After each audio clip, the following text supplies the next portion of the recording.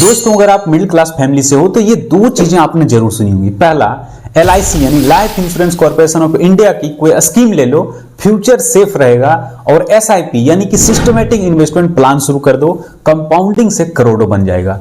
लेकिन सैलरी से सिर्फ और सिर्फ इंसान एक ही चीज कर पाता है, आराम से। लेकिन सवाल यह है कि हर महीने 1, 2, 3, 4, 5 हजार रुपये LIC पॉलिसी में डालें या म्यूचुअल फंड में SIP करें तो 10 साल बाद किसमें ज्यादा पैसा बनेगा और किसमें रिस्क ज्यादा रहेगा। आज की इस वीडियो में LIC और SIP की रियल कैलकुलेशन को देखेंगे, ताकि वीडियो के बाद आप खुद कॉन्फिडेंस के साथ डिसाइड कर सको कि क्या करने से बेहतर रह सकता है और सबसे बेस्ट रह सकता है।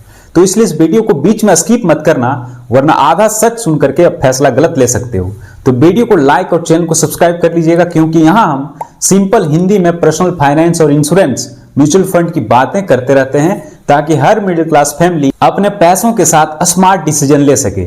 चलिए सीधे टॉपिक पर आते हैं। LIC वर्सेस SIP 10 साल बाद क्या होगा। सबसे पहले एक बहुत जरूरी बात, LIC का मतलब कोई पॉलिसी है और इसका मेन काम होता है इंश्योरेंस देना, यानी कि डेथ की सिचुएशन में फैमिली को पैसा मिलना। लेकिन हम लोग क्या करते हैं, प्रोटेक्शन के साथ साथ सेविंग को भी उसी में जोड़ देते हैं, जैसे endowment plan, money back plan या फिर ट्रेडिशनल प्लान। ऐसे बहुत सारे प्लान होते हैं जहां हर साल प्रीमियम भी भरना होता है और मैच्योरिटी पर कुछ अमाउंट भी मिलेगा। इन बहुत सारे पॉलिसीज में कंपनी बोनस वगैरह जोड़ करके लगभग 4 से 6% के आसपास सालाना रिटर्न निकल करके आता है। एग्जैक्ट प्लान और बोनस के हिसाब से थोड़ा ऊपर नीचे हो सकता है। यानी ये प्रोडक्ट प्राइमरीली सुरक्षा प्लस थोड़ा सा इन्वेस्टमेंट है, हाई रिटर्न वाला प्रोडक्ट नहीं है।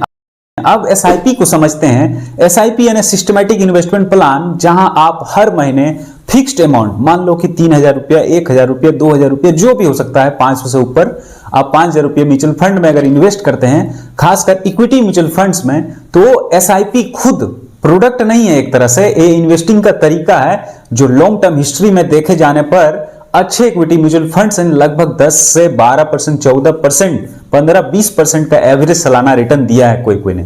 लेकिन ये स्मूथ नहीं है, कभी 20% प्लस होता है तो कभी निगेटिव में भी चला जाता है। मतलब SIP में रिटर्न ज्यादा है लेकिन रिस्क भी ज्यादा है, और ये प्योर इन्वेस्टमेंट है, इंश्योरेंस नहीं है। यहां कोई भी इंश्योरेंस नहीं होता है। इसलिए SIP और LIC का मेन काम अलग अलग है। एक प्रोटेक्शन देना और दूसरा ग्रोथ देना। इन्हें आपस में लड़ाना नहीं है, सही जगह यूज करना अलग अलग होता है। अब मजेदार पार्ट, रियल नंबर्स में आप मान लो कि अगले 10 साल तक हर साल लगभग आप 36,000 रुपया, यानी कि हर महीना 3,000 रुपया आप SIP करते हो, या फिर आप मान लीजिए कि LIC करते हो।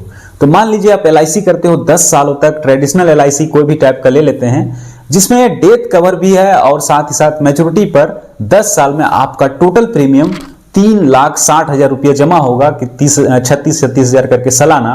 ऐसे प्लान्स में अक्सर मैच्योरिटी अमाउंट रफली 4.5 से 5 लाख के आसपास निकल के आता है जब मैच्योरिटी पूरा होगा, यानी कि 10 साल बाद आपका जो टोटल अमाउंट बनेगा। इसमें प्लान और बोनस पर भी मतलब थोड़ा बहुत डिपेंड करेगा कि कौन सा प्लान है। आप अपना पॉलिसी को चेक करना, यही आसपास में आएगा। सिंपल शब्दों में अगर कहा जाए तो 5 से 6% सालाना रिटर्न जैसा फील आता है। प्लस बीच के 10 साल आप प्रीमियम छोड़ नहीं सकते हैं, वरना पॉलिसी खराब हो जाएगी या फिर सरेंडर वैल्यू भी बहुत कम हो जाएगी। तो ऑप्शन 2 वहीं पर, अगर 3,000 रुपया को आप 10 साल तक इक्विटी म्यूचुअल फंड में SIP करते हैं तो टोटल इन्वेस्टमेंट आपका 3,60,000 ही होगा 10 सालों में। अगर मान लें कि अगले 10 साल में एवरेज रिटर्न मान लीजिए सिर्फ 12% ही आपको रिटर्न मिला, तो रफली लगभग 7 लाख के आसपास बन जाता है। अगर कंजर्वेटिव पकड़ें तो 10% भी अगर मान लेते हैं अमाउंट को, तो लगभग 6 लाख रुपए करीब बन जाता है। और जो कि बहुत सारे म्यूचुअल फंड ने 18-20% का रिटर्न दिया है, उस सबको हम नहीं जोड़ रहे हैं, 10%, 12% मिनिमम लेके चल रहे हैं।